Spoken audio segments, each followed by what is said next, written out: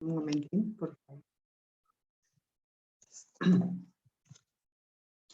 Y pues vamos a comenzar en nombre del Padre, del Hijo, del Espíritu Santo. Amén. Vamos a seguir meditando los misterios del Santo Rosario. Habíamos empezado a meditar los misterios luminosos el día pasado.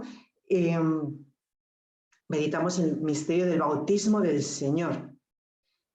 Recordamos cómo Jesús, con este signo, inicia su vida pública tomando el puesto de los pecadores, nuestro puesto.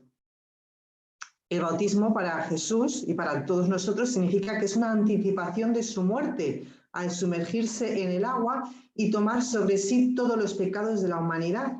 Y es un anticipo de su resurrección con las palabras del Padre: este es mi Hijo, el amado. Recordamos también que cómo se representa pues, en la Iglesia ortodoxa, en los iconos, este descenso, este bautismo como un descenso a los infiernos. Es como ingresar en un sepulcro líquido, dice Benedicto XVI en su libro Jesús de Nazaret. Es como ingresar en un agua que es como un sepulcro para volver a renacer a una vida nueva. Como dice San Cirilo de Jerusalén, sumergido en el agua, Jesucristo ha vencido al poderoso. O San Juan Crisóstomo, la entrada y la salida del agua son la representación del descenso al infierno y la resurrección.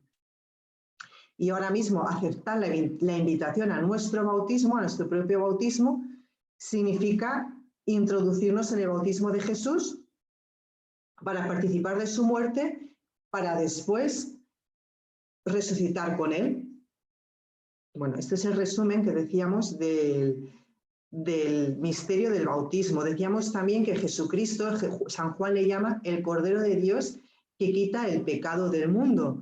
Y que la palabra cordero tiene la misma sonoridad en hebreo que la palabra siervo. Es decir, que en este bautismo de Jesús, Jesucristo estaba tomando sobre sí el canto de Yahvé, el canto del siervo.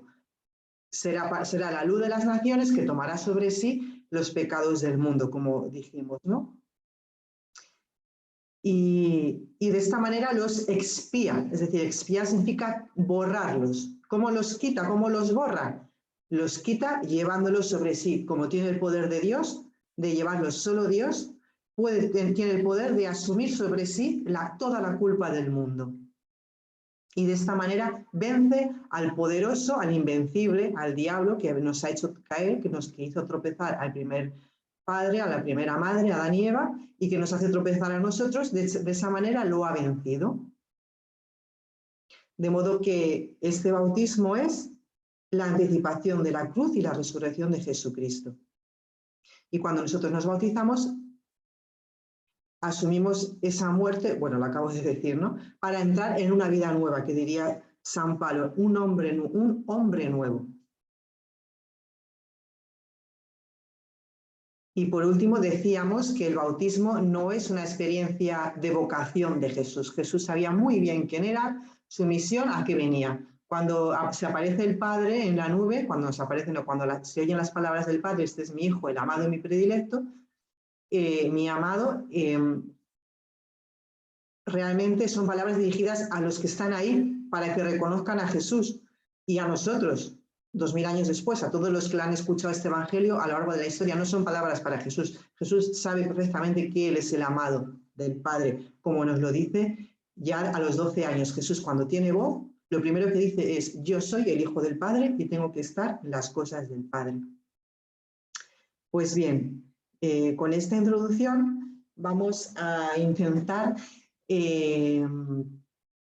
sumergirnos, bucear en el misterio de Caná, que es alucinante. El misterio de Caná no tiene fondo, es unas líneas del Evangelio que pasan bastante desapercibidas, solo las cuenta Juan. Y bueno, muy normalmente, porque nuestra mirada no da más de sí, incluso a lo largo de la historia de la Iglesia ha habido momentos que el Evangelio de Caná pues, se ha interpretado de una manera, pues eso, lo que dice el Evangelio es un milagro, ¿no? Pero no se ha visto más allá de lo que significa, de lo que es el signo que Jesús hace, ¿no? Y es lo que vamos a intentar hoy, por supuesto que no es originalidad mía, sino que pues me baso en varios estudios, entre ellos Benedicto XVI, la explicación de este evangelio que la verdad no tiene fondo, no tiene fondo. Y vamos a empezar leyendo el evangelio en sí mismo y invocando al Espíritu Santo, primeramente pues para que me ilumine a mí y diga pues palabras que puedan llegarnos a todos, ¿no? A vosotros y a mí también, y que podamos ser introducidos más en este misterio de Cana. Ven Espíritu Santo, llena los corazones de tus fieles y enciende en ellos el fuego de tu amor. Envía tu Espíritu y serán creados y renovarás la faz de la tierra. Evangelio según San Juan. A los 3 días había una boda en Caná de Galilea y la madre de Jesús estaba allí. Jesús y sus discípulos estaban también invitados a la boda. Faltó el vino y la madre de Jesús le dice: no tienen vino. Jesús le dice: mujer, ¿qué tengo yo que ver contigo? Todavía no ha llegado mi hora. Su madre dice a los sirvientes: haced lo que él os diga. Había allí colocadas 6 tinajas de piedra para las purificaciones de los judíos, de unos 100 litros cada una. Jesús les dice: llenad las tinajas de agua. Y las llenaron hasta arriba. Entonces les dice: sacad ahora y llevadlo al mayordomo. Ellos se lo llevaron. El mayordomo probó el agua convertida en vino sin saber de dónde venía. Los sirvientes sí lo sabían, pues habían sacado el agua.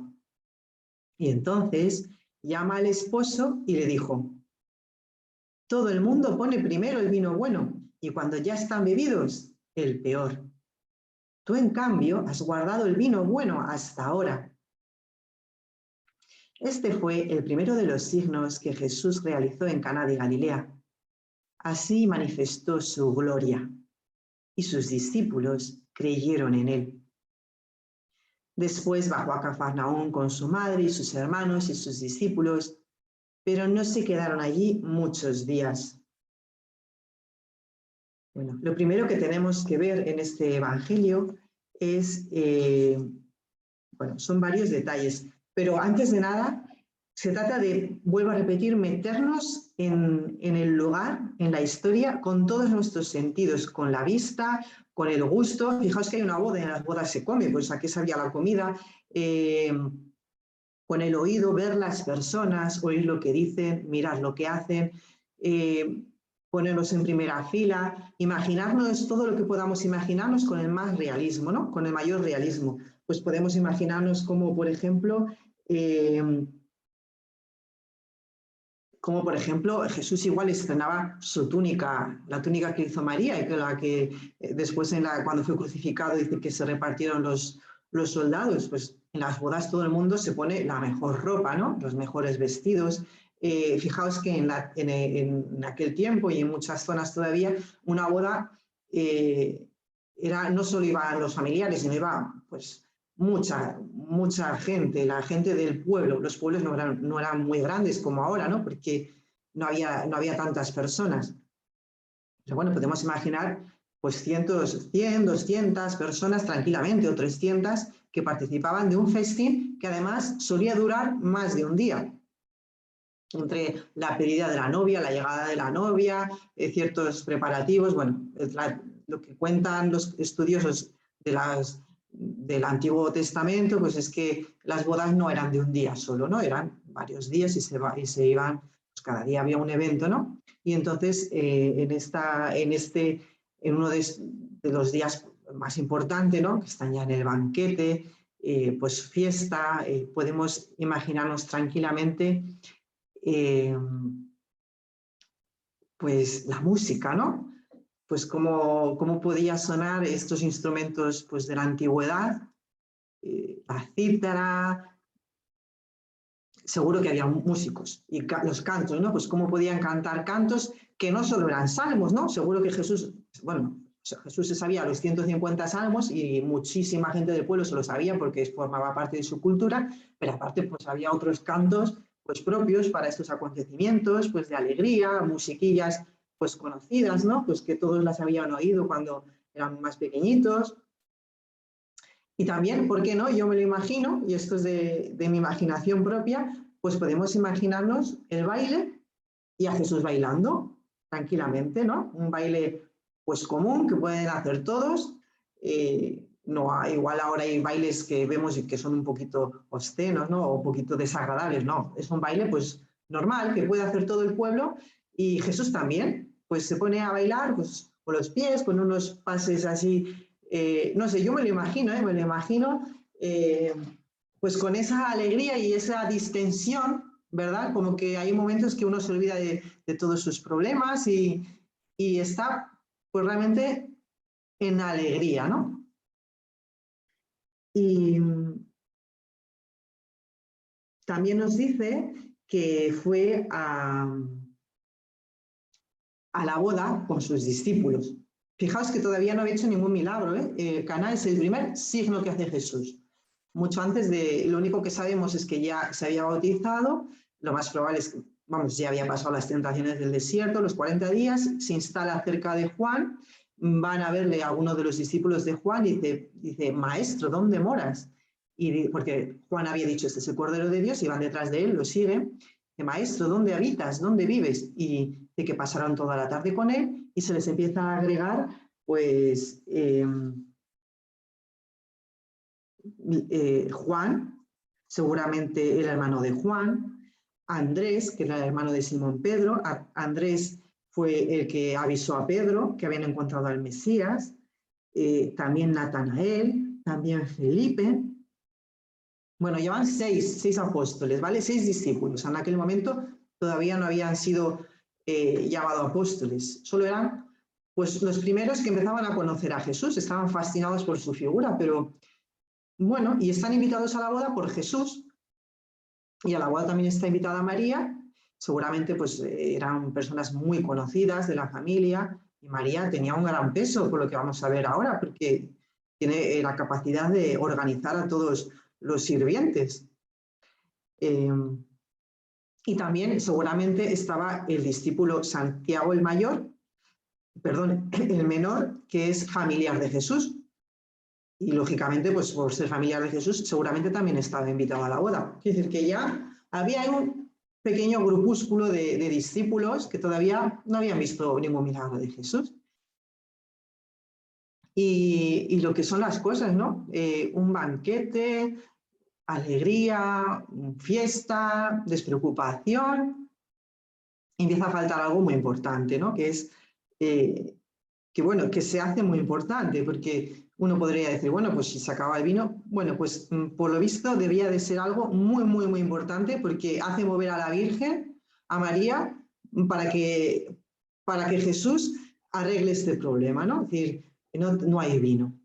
Antes de nada tenemos que ver qué significa el vino que es real, que es lo que bebemos, que es el fruto de la vid, pero tiene un significado, pues nosotros que, yo aquí hablo en España, ¿no? Pero toda la cultura mediterránea, del mar Mediterráneo, el vino es algo fundamental. No se entiende nuestra cultura, la cultura de Francia, la cultura del Medio Oriente, sin el vino. La cultura de Jesucristo no se entiende sin el vino, es el fruto de la vid, ¿no? De hecho está el famoso canto de Isaías, en el capítulo 5, ¿no? A su viña, a la viña que cuidó con tanto amor, que le quitó todas las piedras, le cavó un lagar, la protegió, la puso una valla y en vez de dar uvas, pues dio uvas amargas.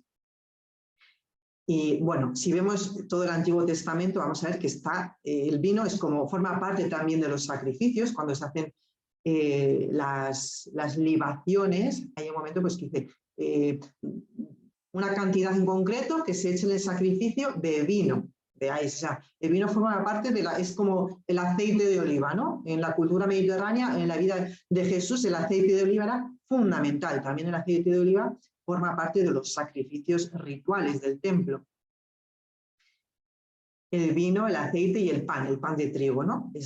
es como decir, pues es como lo de todos los días, ¿no? No se puede, y una fiesta sin vino bueno es algo inconcebible, incluso hoy en nuestros días, en donde yo vivo, que es zona donde yo vengo, que es una zona pues de vinos, que se cultivan vinos muy buenos, pues es que es inconcebible que haya una boda, que haya un festín, que haya un banquete, que haya un momento importante sin vino. O sea, es que no hay fiesta, no se celebra nada. No, por mucho que haya Coca-Cola, no, si no hay vino, no hay fiesta. Fijaos que hay zonas de Europa pues que a lo mejor está más de moda la cerveza porque el vino no se da, no se cultiva. Sin embargo, en todo el Mediterráneo, en la zona de Jesús, era la vid, el fruto de la vid, la uva y el vino. Entonces, sin vino, digámoslo así, no hay alegría, no hay fiesta. Y se les acaba el vino. Bien, pues antes de nada, quiero hacer una breve explicación del Evangelio de San Juan. El Evangelio de San Juan tiene como dos niveles. Y los dos niveles son literales. Es decir, que San Juan, cuando escribe su Evangelio, lo que quiere contar lo cuenta y es lo que sucede. Por ejemplo, el Evangelio de la Samaritana es así. Había una señora que tendría un hombre y tenía había tenido 5 maridos y se encuentra en un pozo y además estaba con un hombre que ya no era su marido y el diálogo fue tal como lo describe. Es decir, cuando habló con Nicodemo, exactamente, Nicodemo existía, no solo existía, sino que luego encima le dio el enterramiento y le protegió, le quiso proteger. Los diálogos suceden como tal, los milagros en el Evangelio de San Juan son así, un hombre de 38 años paralítico, un ciego de nacimiento, una mujer adúltera, o sea, los hechos suceden tal y como él nos lo describe y es un sentido literal y tal cual, sin buscar cosas extrañas de que San Juan se lo inventó para que quedase bonito o no. Es lo que él vio y lo que le vio hacer a Jesús y decir a Jesús. Tampoco se inventó ningún diálogo ni ningún discurso de Jesús que dijera, no, eso no es concebible. Serían en ese momento todos los apóstoles le habrían dicho, no te inventes cosas, eso es mentira. Jesús nunca dijo eso. Bueno, San Juan escribió lo que oyó y lo que escuchó y lo que vio. Pero aparte de este nivel, existe otro nivel que también es querido, que San Juan también quiere explicar, que también es literal, es decir, que está escrito y lo quiere decir tal cual, pero que está, digamos, por encima de lo que ha sucedido en este momento. Es decir, en esta boda, por ejemplo, hay 2 novios que se están casando, que se van a casar, que tienen un nombre que no aparece, pero son reales. Se les acaba el vino y es de verdad. Y María intercede y por favor, Jesús, que no hay vino. Y todo esto es cierto. Y el mayordomo no se entera.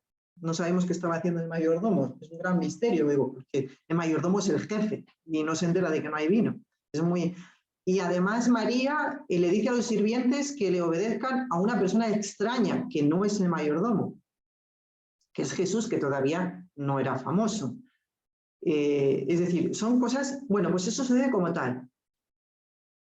Pero además, San Juan en ese Evangelio nos cuenta otra cosa que es también lo que yo voy a intentar explicar y que forma parte del misterio de Cana, o sea, es propiamente el misterio de Cana y es también un sentido literal, no es algo que, como decir, que después con la imaginación los estudiosos leyendo mucho hayan dicho, hemos descubierto una cosa nueva que parece ser que es así. No, sino que San Juan ya lo quiso reflejar y está escrito y desde siempre en la Iglesia, cada vez profundizando más, aparece el misterio un misterio que está por encima de los hechos que han sucedido. Eso es lo que vamos a intentar desentrañar. Bien, pues nos dice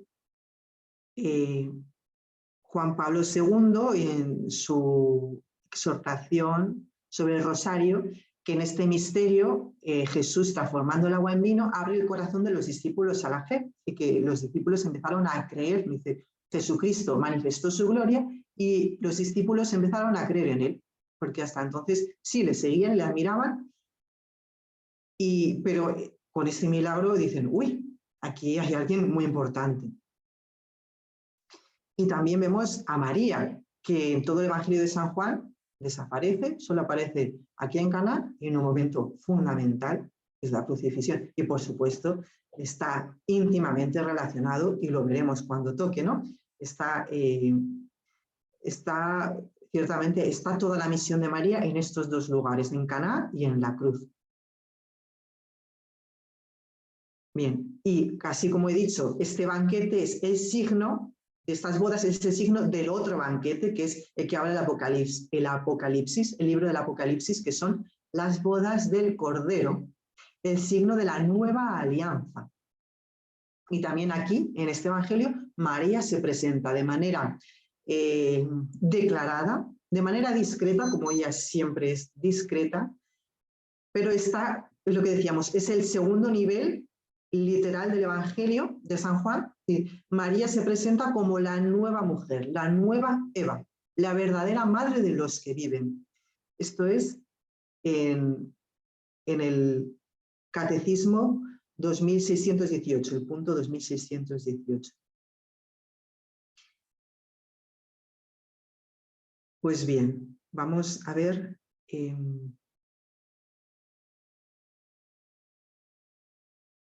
intentar entrar en este misterio. A partir de la vida pública de Jesús, es decir, a partir de su bautismo, se inicia un nuevo tipo de relación entre Jesús y su madre. María siempre va a ser la madre de Jesús, siempre, siempre. Ahora la madre de Dios, siempre, ahora y siempre, ¿no? Pero el tipo de relación, igual que Jesucristo empieza una vida nueva, digámoslo así, una nueva manera de vivir con su vida pública, porque hasta entonces vivía recogido y retirado, pues la relación con su madre, digamos que no es que cambie como tal, porque es una relación de madre-hijo, ¿no? Pero toma como un matiz algo distinto, ¿no? Un nuevo tipo de relación. Y lo que sucede aquí en Caná es esto: Jesucristo se manifiesta como el esposo. O sea, si uno lee el Evangelio, dice, bueno, pues hay un esposo y una esposa, pero tal y como actúa Jesucristo, está actuando en el lugar del esposo, porque al final el quien tiene la autoridad, cuando dice, no tiene vino, hace lo que los diga, ¿quién es el único que puede quitar la autoridad al mayordomo, al jefe del banquete? El esposo. ¿Y quién es el que dice, hace lo que los diga? ¿Quién es que dice, llenad las tinajas de agua? Jesucristo. Es, digamos, que toma el papel del esposo. Ese es el segundo nivel, ¿veis? Que nos quiere explicar San Juan. El primer nivel es que realmente había un esposo que se casó con su novia, pero el segundo nivel es que Jesucristo está tomando el lugar del esposo.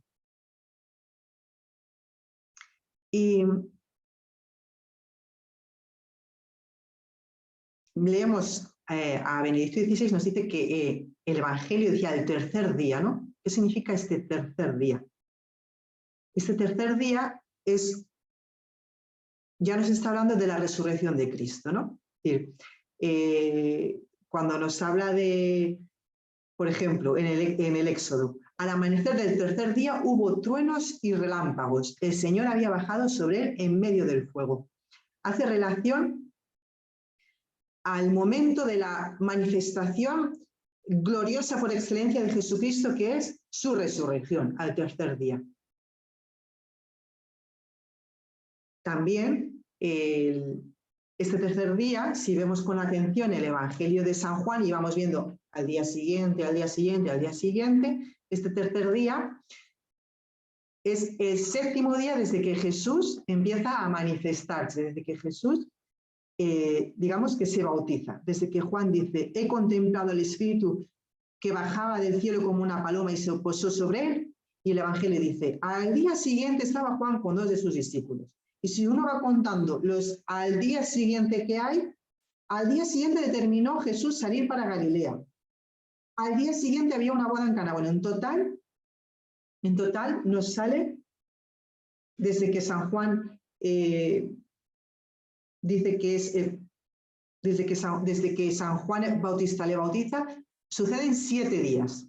Pues estos 7 días también nos está hablando de la creación y del séptimo día, que es el Sabbat, es el día del descanso, ¿no? El día de una boda. Y entonces estamos ya ahí en la boda.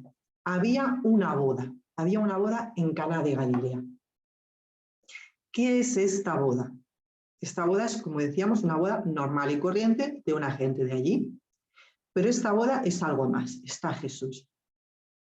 Esta boda nos está hablando de este momento en que el libro de Isaías nos dice: el Señor Todopoderoso preparará en este monte, en el monte Sión, para todos los pueblos, una fiesta, un festín de manjares suculentos y, atención, de vinos de solera y vinos refinados. Es decir, un vino de solera es un vino antiguo, de muchísima calidad, de un sabor muy bueno. Un vino refinado es un vino excelente, ¿no? El séptimo día es el día del descanso, significa la fiesta de Dios que Dios está preparando para la humanidad. Y también en este momento Jesús nos empieza a hablar de la hora, ¿vale?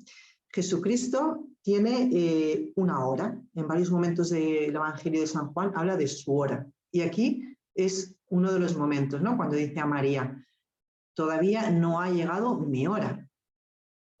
Pues esta hora se fija, nos dice Benedicto XVI, con extrema precisión en el contexto de la historia, es decir, en un punto determinado, en un tiempo, en un día, en una hora, que es la hora de Jesús, es el momento de la cruz, cuando los corderos de la Pascua son sacrificados. Recordamos que Jesucristo es el Cordero de Dios que quita el pecado del mundo, es el Cordero del sacrificio de la Pascua que celebraban los judíos y que siguen celebrando, de la Pascua que rememora el paso del Mar Rojo, la huida de Egipto, es decir, la Pascua de Jesús, y Jesús se muestra como el verdadero Cordero, el Cordero que de verdad tiene el poder de hacer pasar de una vida antigua, de una vida de pecado, de una vida de Egipto, a una vida nueva, que es una vida de resurrección, una vida de hombre nuevo, que empieza a participar de la resurrección de Jesucristo y sobre todo de los sentimientos de Jesucristo,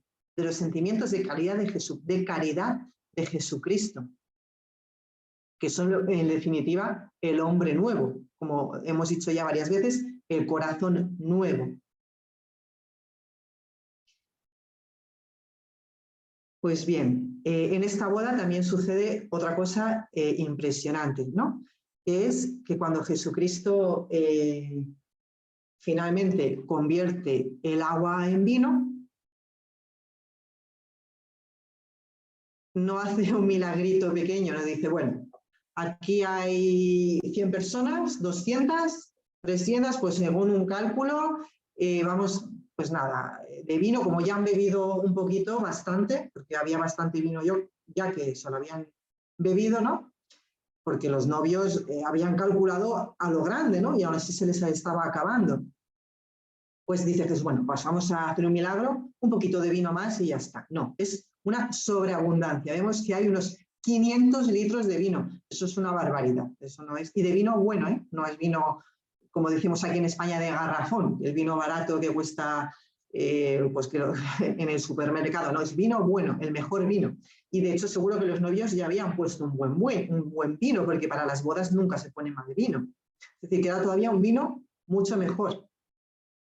Pues aquí estamos hablando de la superabundancia de los bienes de Dios.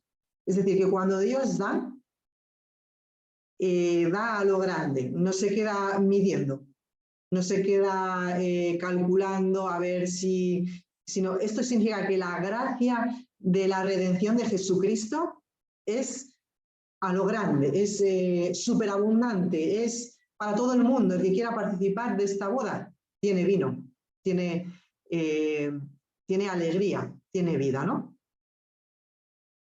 Y es la hora de las nupcias de Dios con su pueblo. Es decir, como ya he intentado explicar en algún misterio, ¿no? Jesucristo se manifiesta en el Antiguo Testamento, bueno, Dios que es Padre, Hijo y Espíritu Santo, se manifiesta en el Antiguo Testamento como un amante enamoradísimo de su pueblo de Israel. Un amante que es continuamente humillado con la infidelidad, continuamente, porque si uno va pasando páginas y es que lo que a Dios le dice, se me estremece el corazón, dice Dios, le rompe el corazón, realmente es que continuamente su pueblo amado, o sea, la niña de sus ojos, su esposa, está continuamente siendo infiel. Es decir, cuando llega el profeta Oseas, dice, yo la llevaré al desierto y allí la desposaré en fidelidad. Porque la historia del pueblo de Israel es una continua infidelidad respecto a un Dios que continuamente persigue. O sea, lo que dije la otra vez, ¿no? Lo que realmente persigue al pueblo de Israel no son sus enemigos, porque sus enemigos le persiguen porque ha sido infiel y se ha puesto en sus manos, porque no, iba a decir por tonto, ¿no? Porque si no, Dios le dice claramente, si tú no te hubieras sido de mi lado, tus enemigos no hubieran podido contigo. Es decir, eres tú que te has puesto en sus manos, y te has soltado de mi mano, ¿no? Dice, pero realmente quien de verdad persigue al pueblo de Israel no son sus enemigos, persigue Dios con su misericordia, que está continuamente, pero es impresionante que son 1500 años desde Moisés o 1200 años desde Moisés, que continuamente, y antes, desde Abraham, ¿no? Que continuamente está diciendo, pero venid a mí, enviando a un profeta, y a otro profeta, y a otro profeta, y a un rey santo, y continuamente diciendo, pero venid a mí, que no os pondré mala cara, volved, volved. Y entonces esta boda de Caná nos está hablando de esta boda que Dios quiere vivir con su pueblo. Nos está hablando ya de la boda definitiva, de qué ha venido Jesús. Jesucristo ha venido a rescatar a la humanidad caída de las garras del diablo para subírsela al Padre, para llevarse al Padre, y jamás, nunca se pueda volver a separar en una alianza perpetua, en una alianza nueva. Cuando hablamos de alianza,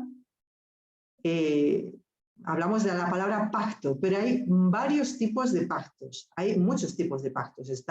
Podemos hacer un contrato de trabajo, podemos hacer con un amigo, yo te hago un favor, yo te presto esto y tú al día siguiente me prestas el coche.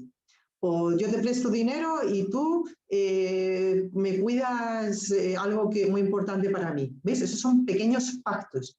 Pero cuando hablamos de la alianza de Dios, no es un pacto al uso.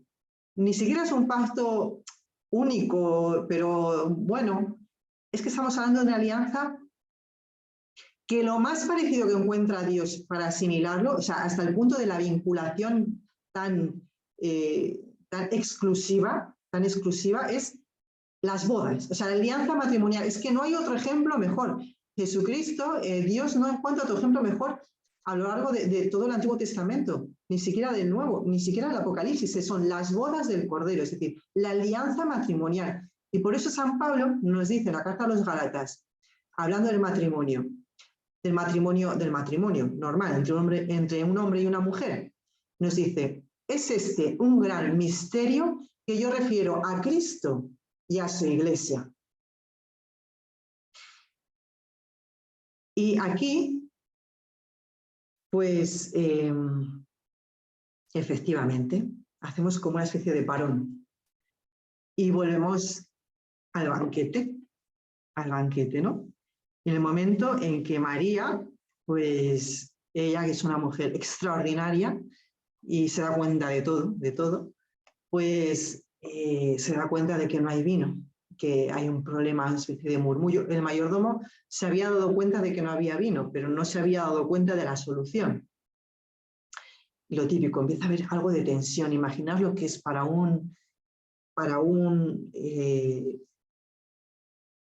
una pareja de recién casados que en su banquete haya problemas y que en vez de alegría haya mal ambiente.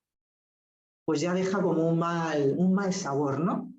Porque un banquete, o sea, una boda es cuando uno se casa salvo casos excepcionales que sabemos que, por ejemplo, cuando los que se casan por dinero, ¿no? Pero cuando uno se casa, lo que uno busca es la alegría, digamos, es el signo de la alegría perpetua, de la alegría eterna, de la felicidad para siempre, ¿no? Lo que uno busca es, bueno, ya me he casado, pues voy a ser feliz para siempre. Luego suceden los problemas, pero en el momento de la boda, en el momento que uno se enamora, yo voy a ser feliz para siempre ya con esta persona, ¿no?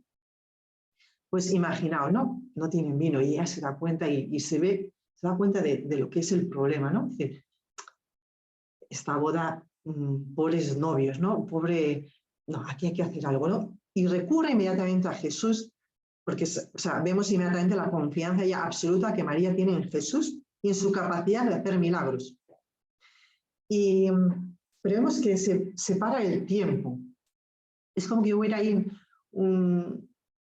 pues imaginamos una película de estas americanas de Estados Unidos, ¿no? Y de repente como que se para todo y Jesús, no tienen vino, no tienen vino, no tienen vino, no tienen vino.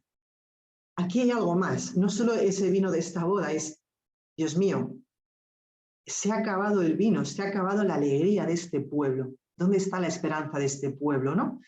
Como ya hemos dicho varias veces, ¿dónde está el rey de este pueblo? ¿Dónde está la esperanza, la verdadera alegría de la humanidad?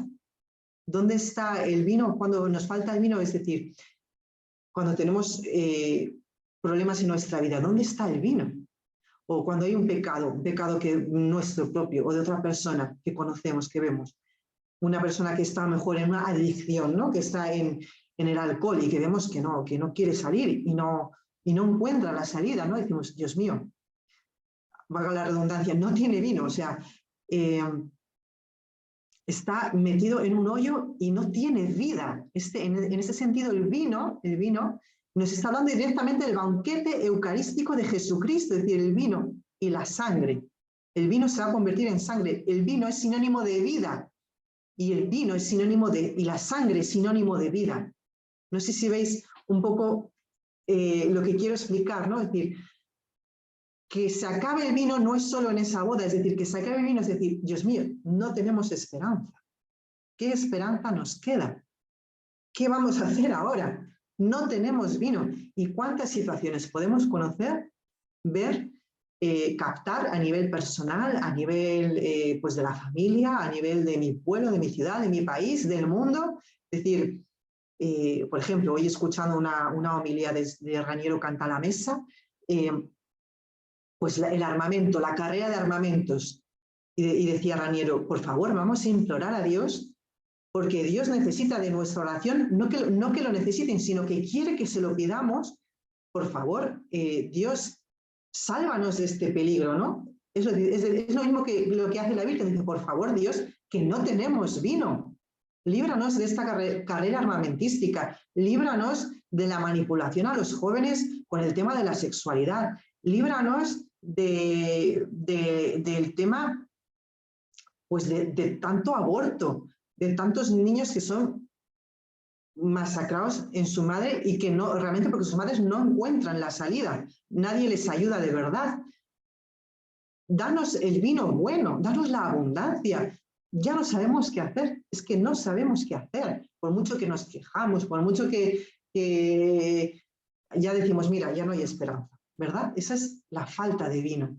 Y aquí es el parón, ¿no? Jesús cuando recibe estas palabras de María, no solo está escuchando, se ha acabado el vino, hace un milagrito, vamos a llamar al supermercado y que nos traiga un camión entero. No, Jesús está escuchando, Dios mío, la redención.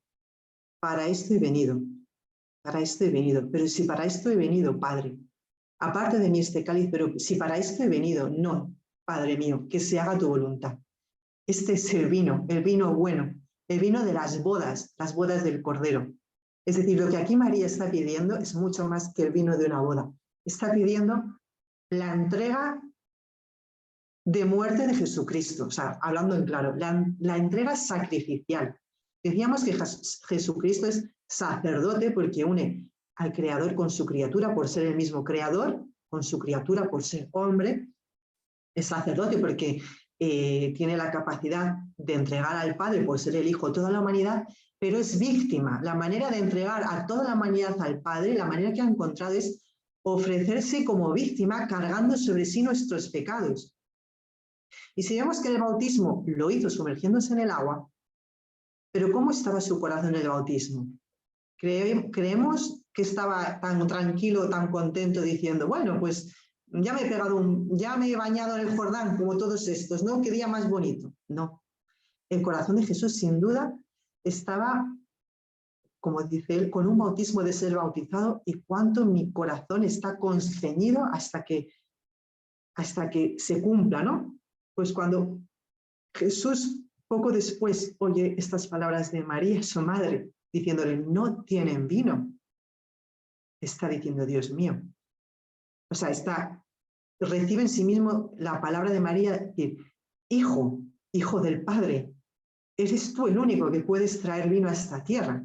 Eres tú el único que puedes cargar sobre ti los pecados del mundo y que puedes quitarlos. Que llegue tu hora ya, que llegue tu hora ya.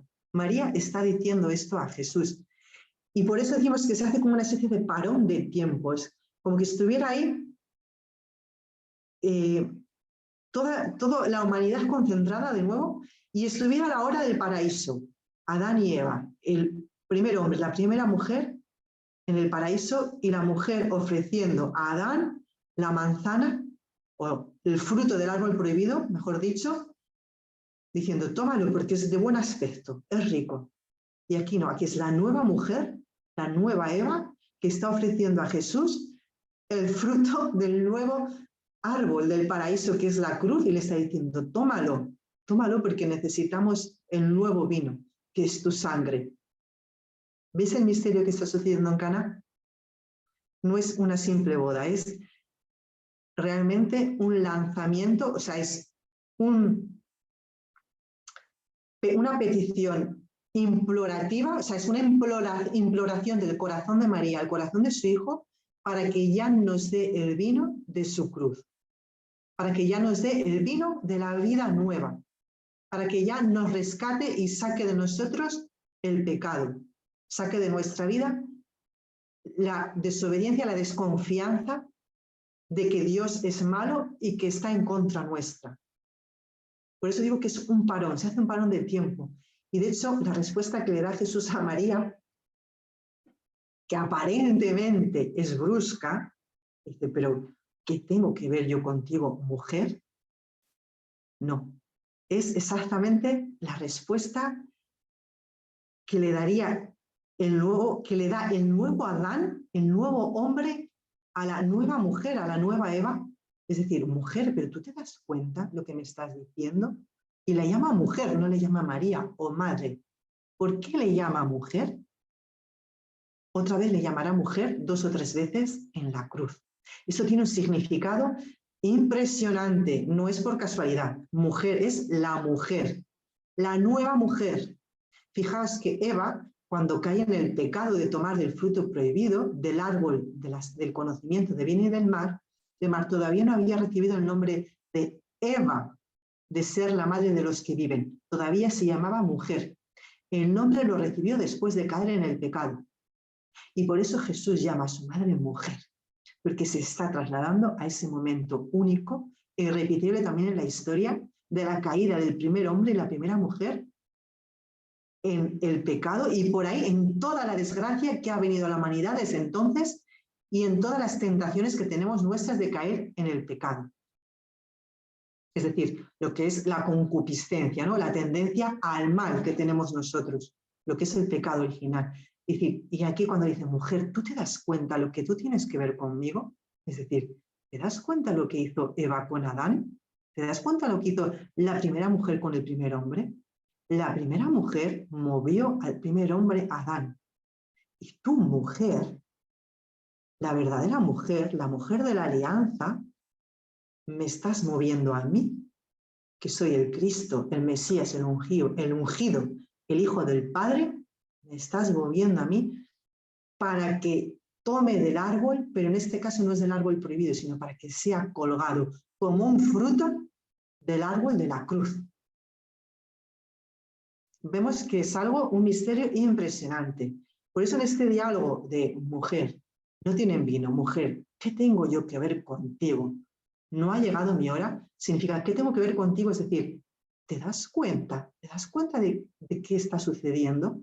Tú eres la mujer, la nueva mujer, y yo soy el nuevo hombre, el nuevo Adán. Y se trata de rescatar a toda la humanidad perdida, y tú vas a ser la corredentora, tú que eres mi madre. Tú vas a estar al pie de la cruz ofreciéndome al Padre.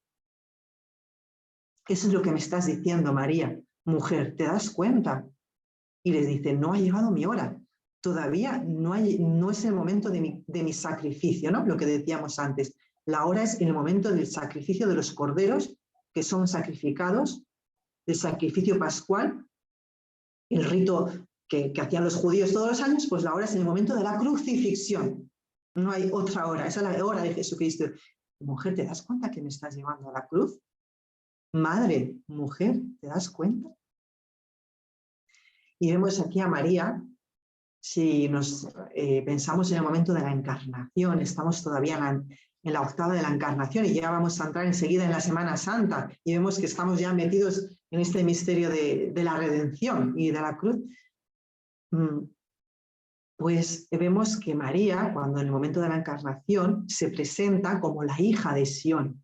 La mujer es la hija de Sión, pero es la hija que de verdad cumple la alianza, es decir, el Dios que ama a su pueblo y que es continuamente engañado, continuamente engañado. Aquí hay una mujer que es fiel, que es la hija de Sión por excelencia, que es María, es la llena de gracia. Jaire, alégrate, llena de gracia. Alégrate, llena de gracia, significa alégrate, hija de Sión, alégrate, llena de gracia, ¿no? Pues esta es la mujer, esta es María, cuando le dice mujer.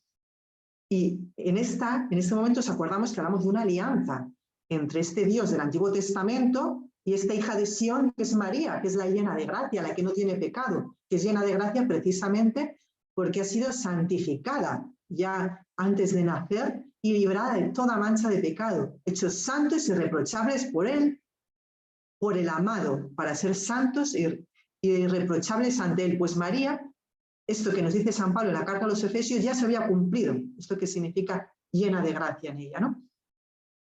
Pues esta alianza con el Dios del Antiguo Testamento se cumple perfectamente ya en ella, en su corazón enteramente dedicado a Dios, la Virgen de Israel, pues en este momento se está cumpliendo con Jesús. Y fijaos qué grandísimo misterio. Si Jesús está haciendo de esposo, porque el esposo de verdad de esta boda pasa como desapercibido, el que de verdad manda y gobierna es Jesucristo, el que de verdad da el vino nuevo.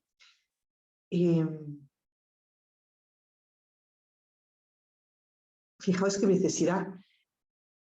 Si María fue hecha madre físicamente en el momento de la encarnación, es en Caná, en esta boda de Caná, en la que va a ser hecha madre espiritualmente de todos sus discípulos, de su hijo, de todos los discípulos de su hijo. Madre espiritualmente de la iglesia, es en esta boda de Caná. Es decir, si hay un esposo que es Jesucristo, María, que es su madre física, su madre real, está tomando el papel de la esposa, el papel de la nueva Eva. Y está haciendo el papel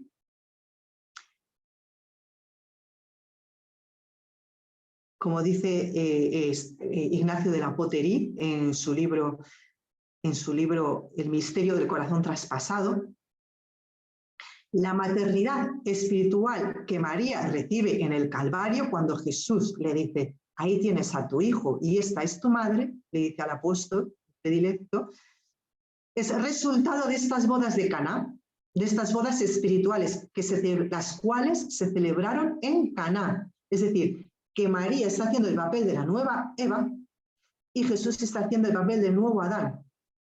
Y Jesús está haciendo el papel del esposo y María está haciendo el papel de la esposa verdadera que representa a todo el pueblo de Israel, es decir, a la hija de Sión, la Virgen de Israel. Y aquí Jesucristo ya está proclamando su divinidad. Vemos que el Dios del Antiguo Testamento era el Dios fiel, que quería la fidelidad de su pueblo. Jesucristo está tomando este papel de Dios. Es decir, está proclamando su divinidad. Yo soy el verdadero esposo. Y esta boda, en esta boda yo soy el que de verdad da el vino verdadero, el buen vino. Y tú, mujer, que eres mi madre, estás haciendo el papel de la nueva Eva, que vas a salvar y a redimir a todo el género humano y a todo el pueblo de Israel conmigo. Y me estás no empujando, sino me estás lanzando a mi cruz, a mi hora. No sé si luego un poco explicarme porque es un poco de inicio parece un poco complicado, pero luego se entiende muy bien. Una vez que se entiende para siempre. Entonces, aquí hay un misterio muy grande. Y de hecho, María entiende perfectamente la palabra de Jesús. No piensa, bueno, ¿y qué hago? Ya voy terminando. ¿Y ahora qué hago? Porque me ha dicho que no es su hora. No. Dice, haced lo que Él os diga. Aquí María está tomando el papel de la madre de los discípulos. De hecho, la palabra que viene en griego, en el Evangelio, es diakonoi, que significa discípulo. A los servidores se les llama diakonoi, discípulos. O sea, está diciendo a los discípulos, a los servidores, haced lo que Él os diga. Y estos servidores están haciendo el papel, o sea, están tomando como el papel de hijos de María, que son educados por su madre, por la madre de Jesús. Jesús está haciendo el papel de la madre de ellos. No sé si me logro explicar. Bien, pues por la hora que es una lástima porque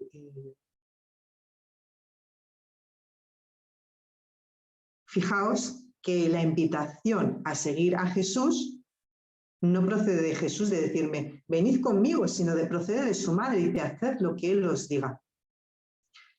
Es decir, que la maternidad de María respecto a sus discípulos no comienza en el Calvario, sino que ya aquí hay indicios en Caná, cuando le dice, haced lo que Él os diga.